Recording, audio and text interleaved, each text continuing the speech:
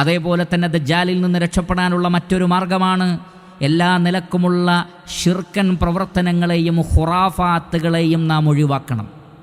കാരണം മുസ്ലിം ഉമ്മത്തിൽ ഒരു വലിയ വിഭാഗം ആളുകൾ അള്ളാഹു അല്ലാത്തവരോട് വിളിച്ചു പ്രാർത്ഥിക്കുന്നവരാണ്. അമ്പിയാക്കളോട് വിളിച്ചു പ്രാർത്ഥിക്കുന്നു, അവർക്ക് മുഅ്ജിസത്തുണ്ട് എന്ന് പറഞ്ഞുകൊണ്ട്. ഔലിയാക്കളെ വിളിച്ചു പ്രാർത്ഥിക്കുന്നു, അവർക്ക് കറാമത്തുണ്ട് എന്ന് വാദിച്ചുകൊണ്ട്. തീർച്ചയായും അമ്പിയാക്കൾക്ക് മുഅ്ജിസത്തുകളുണ്ട്, ഔലിയാക്കൾക്ക് കറാമത്തുമുണ്ട്, യാതൊരു സംശയവുമില്ല. പക്ഷേ നാം പ്രാർത്ഥിക്കുകയും ആരാധിക്കുകയും ചെയ്യേണ്ടത് അമ്പിയാക്കൾക്ക് മുഅ്ജിസത്ത് നൽകിയതാരാണോ ആ അള്ളാഹുവിനോടാണ് നാം പ്രാർത്ഥിക്കേണ്ടത്. ഔലിയാക്കൾക്ക് കറാമത്ത് നൽകുന്നതാരാണോ ആ അള്ളാഹുവിനോടാണ് നാം പ്രാർത്ഥിക്കേണ്ടത്. പക്ഷേ ഖേദകരമെന്ന് പറയട്ടെ, മുഅ്ജിസത്തുകൾ പ്രകടമായാൽ അല്ലെങ്കിൽ കറാമത്തുകൾ പ്രകടമായാൽ അവരോട് പ്രാർത്ഥിക്കാം, അവർക്ക് കാര്യകാരണ ബന്ധങ്ങൾക്ക് അതീതമായി സഹായിക്കാൻ സാധിക്കും.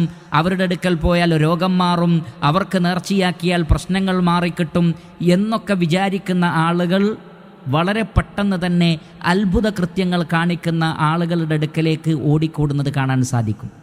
അതുകൊണ്ടാണ് പല ആളുകളുടെയും ദിവ്യപ്രവർത്തനങ്ങൾ രേഖപ്പെടുത്തിയിട്ടുള്ള പുസ്തകങ്ങൾ, ഇല്ലാത്ത കെട്ടുകഥകൾ എല്ലാം എഴുതിയിട്ടുള്ള പുസ്തകങ്ങൾ, അത്തരം കാര്യങ്ങൾ വിശദീകരിക്കുന്ന പ്രഭാഷണങ്ങൾ അത് സമൂഹത്തിൽ പ്രചരിപ്പിക്കപ്പെട്ടാൽ പിന്നെ ഇതാ ഇന്നാലിന്നിടത്ത് ഒരാൾ ഇങ്ങനെ ചെയ്തിരിക്കുന്നു, അയാൾക്ക് ഇന്നെന്ന അത്ഭുതങ്ങൾ കാണിക്കാൻ പറ്റും, അയാൾ മറഞ്ഞ കാര്യം പറയുന്നുണ്ട്, രോഗികളെ സുഖപ്പെടുത്തുന്നുണ്ട്, അതേപോലെ തന്നെ മറ്റു പല പ്രശ്നങ്ങളിലും അയാൾ ഒരു ആശ്വാസമായി മാറുന്നുണ്ട് എന്നൊക്കെ ചില വ്യക്തികളെക്കുറിച്ച് പറയുമ്പോഴേക്ക് ആളുകളെല്ലാം അങ്ങോട്ടോടുകയാണ്.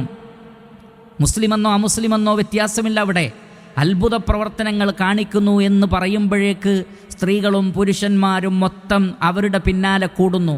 പിന്നീട് അവർ തട്ടിപ്പാണ് എന്ന് മനസ്സിലാകുമ്പോൾ അവരെ വിടുന്നു. പിന്നീട് വേറൊരു കഥ വേറൊരു സ്ഥലത്ത് കേൾക്കുമ്പോൾ അങ്ങോട്ട് പായുന്നു. ഈ ചിന്താഗതിയുള്ള ആളുകൾക്ക് ദജ്ജാലിൽ നിന്ന് രക്ഷപ്പെടാൻ കഴിയില്ല. കാരണം അവർ ഇന്ന് വരെ കണ്ടതിലും കേട്ടതിലും വെച്ചുള്ള മഹാത്ഭുതങ്ങളാണ് ദജ്ജാലിലൂടെ അല്ലാഹു സുബ്ഹാനഹു വ തആല ഈ ഭൂമുഖത്ത് പ്രകടമാക്കുക.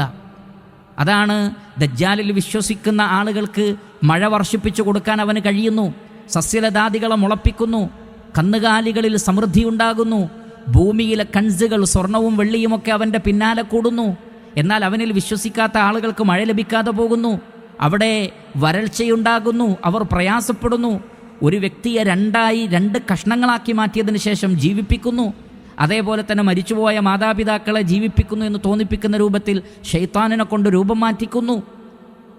ഇങ്ങനെ പല നിലക്കുമുള്ള പ്രവർത്തനങ്ങൾ ദജ്ജാലിൽ നിന്നുണ്ടാകും. അവൻ്റെ കയ്യിൽ വെള്ളമുണ്ടാകും, അതേപോലെ തീയുണ്ടാകും. തീ വെള്ളമാണ്, വെള്ളം തീയാണ്.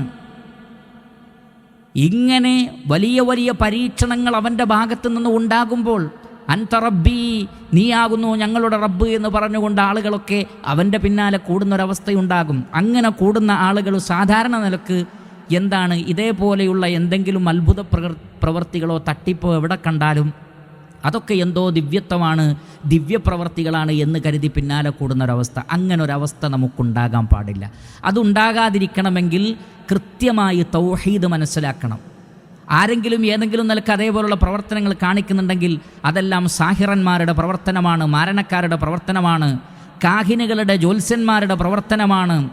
അവരും പിശാചിക്കളും തമ്മിലുള്ള അഡ്ജസ്റ്റ്മെൻ്റാണ്.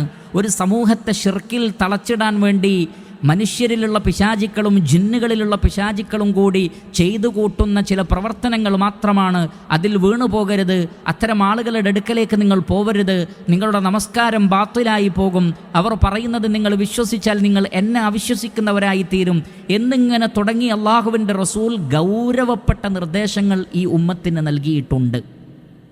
അതുകൊണ്ട് ഇതേ രൂപത്തിലുള്ള ഖുറാഫാത്തുകളിലും ശിർക്കൻ പ്രവർത്തനങ്ങളിലും വിശ്വസിക്കുന്ന നമ്മൾ ഒഴിവാക്കുക. എന്നിട്ട് ഖുർആനും സുന്നത്തും മുറുകെ പിടിച്ച് ശുദ്ധമായ തൗഹീദിൻ്റെയും ശുദ്ധമായ സുന്നത്തിൻ്റെയും ആളുകളായി തീർന്നെങ്കിൽ മാത്രമാണ് ദജ്ജാലിൻ്റെ പരീക്ഷണത്തിൽ നിന്ന് രക്ഷപ്പെടാൻ നമുക്ക് സാധിക്കൂ എന്ന തിരിച്ചറിവ് നമുക്ക് ഉണ്ടാകണം.